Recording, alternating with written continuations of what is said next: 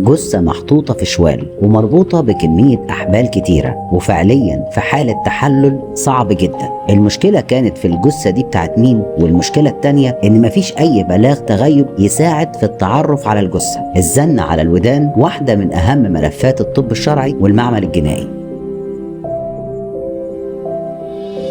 2016 في منطقة كرداسة في محافظة الجيزة، الأهالي يلاقوا شوال شكله غريب موجود في الترعة، وواضح جدا إنها جثة. محدش منهم يقرب منها ويبلغوا رجال الأمن فورا. رجال الأمن توصل ويتم انتشال الجثة من الترعة، وأول ما يشوفوها يلاقوها مربوطة بطريقة غريبة جدا وبكمية أحبال كتيرة. ده غير إنهم لقوا حجر مربوط في آخر الشوال من تحت، وواضح إن كان فيه كمية أحجار كتيرة، وده كان باين جدا من شكل اللفة بتاعة الحبل. فواضح إن اللي عمل كده كان هدفه ان يخفي الجثه وانها تفضل موجوده في قاع الترعه. يوصل خبراء المعمل الجنائي ويتم فك الحبال من على الشوال علشان يلاقوا نفسهم قدام جثه في حاله تحلل كبير، وان الجثه دي لسيده في مرحله الثلاثينات. ومن الشكل الظاهري والمعاينه المبدئيه ان الجثه دي بقالها اكتر من شهر موجوده في الترعه، وبسبب طول المده دي كان صعب جدا ان رجال المعمل الجنائي يلاقوا اثار موجوده في مسرح الجريمه. ده غير انهم مش متاكدين هي الجثه اترمت من المكان اللي لقوها فيه ولا اترمت في مكان تاني، وان حركة المية هي اللي حركتها ووصلتها للمكان ده. الجثة كمان لقوها ملفوفة بكمية احبال كتيرة اكتر من اللي كانت على الشوال من بره. اللي ارتكب الجريمة دي كان واخد راحته على الاخر ومخطط كويس. ده غير انهم لقوا اثار لكدمات موجودة في منطقة الايدين والرجلين. ويبقى رجال الامن هنا قدام مهمة صعبة. اولا الجثة دي بتاعت مين؟ ثانيا مين اللي عمل فيها كده وليه؟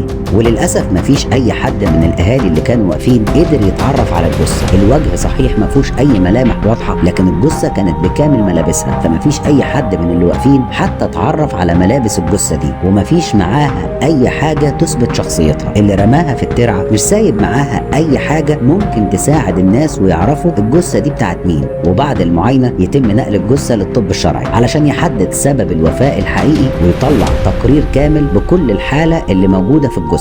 فريق البحث الجنائي ما قدرش يحصل على اي معلومه من اهالي المنطقه، لان مفيش اي حد لاحظ اي حاجه غريبه حصلت على مدار شهر فات. ده غير ان كل الاهالي اللي في المنطقه دي عارفين بعض ومترابطين كويس جدا، وفي نفس الوقت مفيش اي بلاغ بحاله تغيب موجوده في المنطقه دي فيها اي مواصفات تشبه مواصفات الجثه اللي لقوها. وعلشان كده يتم فحص كل بلاغات التغيب في المناطق المحيطه بمنطقه كرداسه وحتى المناطق القريبه منها، لكن للاسف مفيش اي بلاغات تغيب فيها نفس المواصفات. وبسبب كده رجال الامن توسع دايرة البحث لأماكن ومحافظات أبعد بكتير. وبعد يومين يوصل تقرير الطب الشرعي اللي كان حقيقي تقرير صعب جدا نتيجة إن الجثة كانت في حالة تحلل كبير. التقرير بيقول إن الجثة السيدة في أواخر العشرينات من عمرها، وإن سبب الوفاة هو الخنق، لكن الست دي اتعرضت للتعذيب لفترة طويلة قبل الوفاة، وده باين من الكدمات اللي موجودة في الإيدين والرجلين. فواضح إنها كانت مربوطة بحبل من المناطق دي. ده غير آثار لجروح وكدمات بسبب استخدام عصا خشبية، وده باين جدا في آثار الخشب اللي موجود في أنسجة الجلد. والتقرير كمان أكد إن الست دي سبق ليها الجواز وسبق ليها الإنجاب، ومعنى إنها كانت متزوجة يعني ليها أهل وليها زوج، وطبيعي إنهم يكونوا بيدوروا عليها إلا لو كانت ليها سلوك مش مظبوط. المعلومات والتقارير اللي اتجمعت خلال 4 أيام بتقول إن رجال الأمن قدام جثة مجهولة اتعرضت للتعذيب لفترة طويلة، وإن غالبا السبب الحقيقي لوفاتها هو الانتقام، وده واضح بسبب الحقد والغل في طريقة القتل وطريقة التخلص من الجثة. ويستمر رجال البحث الجنائي في شغلهم لأن القضية كده كده هتتحل، وما ينفعش يتحطوا قدام تحدي زي ده. وبعد مرور 2 أسبوع توصل إشارة أمنية من محافظة اسكندرية إن في راجل كبير في السن عمل بلاغ بتغيب بنته اللي اسمها شيماء وعندها 28 سنة، وبنته دي متجوزة أكتر من مرة وملهاش مكان ثابت عايشة فيه، وإنها متغيبة بقالها أكتر من شهرين، وإنه ما يعرفش عنها أي حاجة خالص. بلاغ غريب جدا، إزاي بنتك متغيبة بقالها شهرين وما تعرفش عنها أي حاجة، ولما تعمل بلاغ بالتغيب ما تتهمش فيه أي حد. ده غير إن المواصفات اللي الراجل قالها في المحضر تشبه تماما مواصفات الجثة اللي رجال الأمن لقوها في كرداسة. فيتم استدعاء الراجل الكبير ويبدأ رجال الأمن في مناقشته، وأول حاجة يلاحظوها إنه واضح جدا إن سلوكه مش طبيعي، لكن يكملوا معاه المناقشه لحد ما في اخر التحقيق يعرضوا عليه صور الملابس اللي كانت الجثه لابساها، واول ما يشوف الملابس ياكد لرجال الامن ان دي بتاعه بنته شيماء. واخيرا يوصل رجال الامن لاهم معلومه، ان الجثه دي تخص شيماء اللي عندها 28 سنه واتجوزت اكتر من مره. سلوكها وسلوك اهلها مش مظبوطين، وبعد التحريات رجال الامن يعرفوا ان والدها شغال قواد، وانه كان بيشغل بنته معاه عادي وما عندوش اي حرج من الموضوع ده. ولما سالوا ابوها يفتكر مين ممكن اللي يكون عمل فيها كده، الراجل فعلا ما يعرفش، لان شيماء فعلا بتسافر كتير وبتتجوز اكتر من مره، وكل جوازاتها بتكون بهدف الفلوس، وبعد ما بتاخد الفلوس يا اما بتطلق يا اما بتسيب الراجل ده وبتمشي، وكل ده بيحصل بعلم ابوها. وهنا تبدا ملامح القضيه تترسم. واضح ان شيماء عملت مشكله مع راجل من الرجاله اللي عرفتهم، والراجل ده قرر انه ينتقم منها بالطريقه الصعبه دي. وبعد استكمال التحريات لرجال الامن يعرفوا ان شيماء في الوقت الحالي متجوزه وجوزها مقيم في اسكندريه، وان فعليا ولا يعرف ولا فرق معاه ان شيماء اصلا مختفيه. ويعرف رجال الامن من جوزها ان شيماء اصلا كانت ممكن تسافر لفترات طويله بره محافظه اسكندريه وبعدها ترجع على البيت، وده بالنسبه له شيء عادي جدا وما عندوش مانع انه يحصل. ويتاكد رجال الامن ان جوزها الحالي ده ملوش اي علاقه بجريمه القتل. ويكمل رجال البحث الجنائي تحرياتهم علشان يوصلوا لمعلومه مهمه جدا، ان شيماء كانت متجوزه قبل كده وبشكل رسمي بس اتطلقت من سنه، وان جوزها ده كان شغال تاجر خضار وفاكهه، وان عنده مخزن خاص بيه موجود على نفس مسار الترعه اللي لقوا الجثه فيها. المعلومه دي تفرق جدا مع رجال الامن، لان الشوال اللي لقوا فيه جثه شيماء كان شوال خضار وفاكهه. ومن هنا يبدا رجال الامن في البحث عن جوزها الاولاني، ويعرفوا ان اسمه عمرو الشيمي، عنده 38 سنة، واحد من أكبر تجار الخضار والفاكهة في المنطقة، ومعروف جدا إنه غني ومتجوز وعنده 6 أولاد. وبحكم شغل عمرو في تجارة الخضار والفاكهة كان بيسافر لمحافظات كتير وفي أوقات مختلفة طول السنة. والمعلومة اللي وصلت لرجال الأمن بعد التحريات عن عمرو الشيمي، عرفوا إنه اتجوز شيماء على مراته الأولى في السر وبعقد جواز عرفي، وفضل متجوز لمدة 2 سنين. وبعد ما أنجب من شيماء ولد اتحولت الجوازة دي لجوازة شرعية واستمرت لمدة 2 سنين.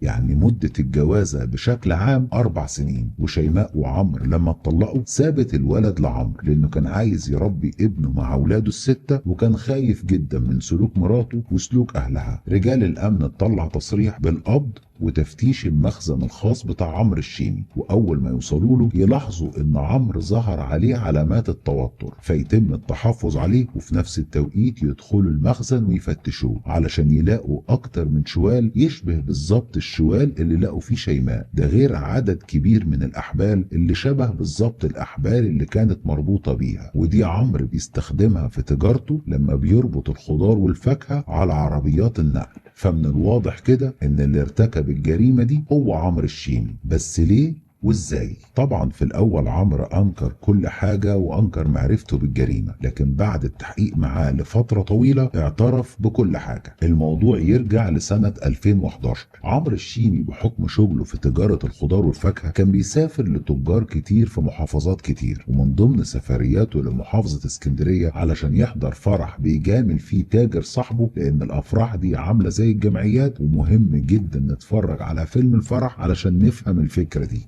عمرو لما دخل الفرح كان باين عليه جدا انه غني ومرتاح ماديا، وفي نفس الفرح ده يتعرف على والد شيماء، واللي طبيعي ان الراجل ده يطمع فيه ويحاول يسيطر عليه وياخد فلوسه. فكان الحل انه يعرف عمرو على شيماء بنته، وابو شيماء كان مفهمها كويس ظروف عمرو وعرف يخلي العلاقة بينهم تبقى كويسة وبسرعة، وساب الباقي على شيماء. وفعلا شيماء عملت كده، وفي اول مقابلة ليهم اتجوزته عرفي، وده طبعا كان من غير علم اهل عمرو خالص، وعاشوا في شقة ايجار في اسكندرية ووالدها هو اللي كان جايبها. واستمرت العلاقة بينهم لمدة 2 سنين في اسكندرية. كل شوية عمرو يدور على حجة جديدة يقولها لمراته علشان يسافر، وعمرو ما كانش ساذج، في الاخر هو تاجر وكان عارف كويس العيلة اللي هو مناسبها. صحيح عيلة ما تشرفش، لكن هو كان مبسوط. وبعد مرور 2 سنين شيماء تخلف منه ولد، وفي اللحظة دي عمرو يضطر انه يحول الجوازة من شكل عرفي لشكل رسمي ويبلغ مراته، لانه كان عايز ابنه من شيماء يعيشوا مع اولاده الستة بشكل طبيعي. وكملوا مع بعض سنتين كمان بعد ما الجوازة بقت رسمي، وخلال السنتين دول شيماء ما تعرفش اي حاجة عن ابنها ولا بتسأل فيه خالص. المهم خلال الوقت ده مرات عمرو الاولى كانت متضايقة جدا من وجود شيماء في الصورة، وكان ساعتها كل اللي مضايقها هو الغيرة، وقعدت تقول له كل شوية انه من ساعة ما عرف شيماء وهو مش مركز في شغله ولا في تجارته، وده مأثر عليه جدا. وسحر الزن على الودان نجح، وعمرو طلق شيماء في نهاية سنة 2015، والعلاقة بينهم فعليا انتهت. وكانت فرحة مراته الأولى مش طبيعية، وشيماء بعدها تسافر على اسكندرية وتعيش هناك، وبعد مدة قليلة تتجوز تاني. والجوازة التانية دي كان أبوها اللي جايبها لها، وما كانش ليها أي هدف غير إنها تبقى قدام الناس ست متجوزة. لكن في نفس الوقت شيماء كانت عايشة حياتها عادي بعلم جوزها وبعلم أبوها. كل ده وعلاقتها بابنها من عمرو فعليا مقطوعة. وبعد 4 شهور بالظبط شيماء تحس إنها خسرت عمرو وخسرت فلوسه، فقعدت تدور على أي طريقة تعرف ترجع عمرو لحياتها تاني. فاتصلت بيه وقالت له إنها عايزة تيجي علشان تشوف ابنها، وفعلا نجحت في نفس الزيارة إنها ترجع العلاقة مع عمرو تاني، وكأن عمرو كان مستني اللحظة دي وكل حاجة ترجع بينهم تاني بس من غير جواز. وبعدها عمرو ياخدها ويسافروا على اسكندرية ويقعدوا في شقة إيجار. والحاجة الغريبة في الموضوع إن اللي حصل ده كان بعلم أبوها وبعلم جوزها، وهما الاتنين سكتوا لما أخدوا فلوس. المهم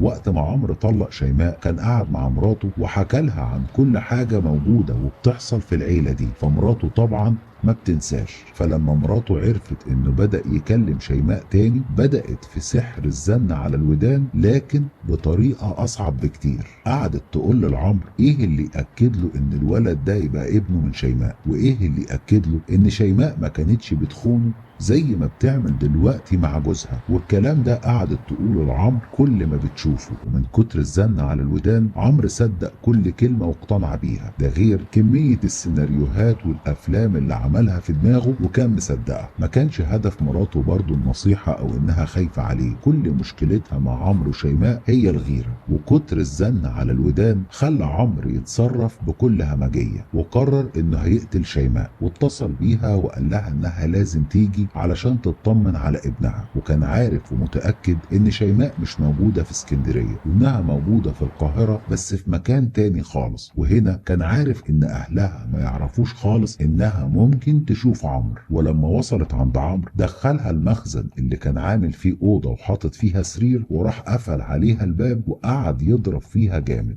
ولما حاولت تهرب طلع الحبل وربطها في السرير من ايديها ومن رجليها لمدة 2 يوم كاملين. والكلام ده حصل الساعة 12 بالليل. وطبيعة المنطقة دي انها هادية جدا وناسها بيناموا بدري، فما كانش فيه ولا حد واخد باله من اي حاجة. وبعد 2 يوم من التعذيب المستمر جاب حبل من المخزن عنده وربطه على رقبتها، وقرر انه هيخنقها بالحبل. ولما ماتت ربطها كلها بالحبل بطريقة صعبة جدا، وبعدها جاب شوال وحطها فيه وربط الشوال كمان بالحبل. وبعدها راح جاب احجار كبيرة وربطها في الشوال من تحت علشان الجثة تستقر في القاع وما تطلعش خالص. وعلى الساعة 3 بالليل كلم واحد يعرفه وشغال معاه عربية كارو، وطلب منه انه عايز يرمي الشوال ده اللي جواه خضار وفاكهة بايظين في الترعة. والراجل بحسن نية اتحرك معاه، وفعلا راحوا المكان في الترعة بعيد جدا عن المخزن بتاعه، ورموا الجثة وروح على البيت. وكان متأكد ان مفيش ولا حد من اهلها هيسأل عليها، لان ده اللي كان بيحصل في الطبيعي. ولما عدى اسبوع كامل ومفيش اي حاجة حصلت، عمرو اطمن ان الخطة بتاعته نجحت